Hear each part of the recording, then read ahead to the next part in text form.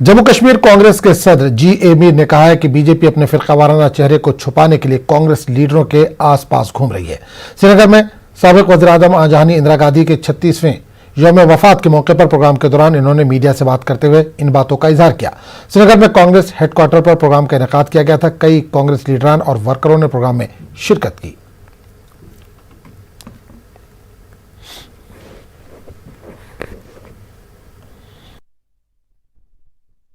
उनकी जो लीडरशिप देश को मिली थी वो आज भी रिलेवेंट है हिंदुस्तान को इकट्ठा रखने के लिए।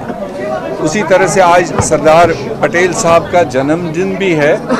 वो भी कांग्रेस पार्टी के बहुत बड़े स्तंभ रहे हैं, खासकर फ्रीडम मूवमेंट में और पोस्ट फ्रीडम में जो उन्हें रोल प्ले किया है वो वर्षे में कांग्रेस को ही मिला है। आज भले कुछ और लोग माल्यार्पण कर रहे होंगे, मगर हकीकत ये है कि ये कांग्रेस का बैकग्राउंड है। जिनका कोई अपना बैकग्राउंड नहीं, जिनका अपना बैकग्राउंड नथुराम गोडसे से शुरू हुआ हो, वो उस नथुराम गोडसे को आज के दिन पर छुपा के कांग्रेस के लीडरशिप के आसपास घूम रहे हैं।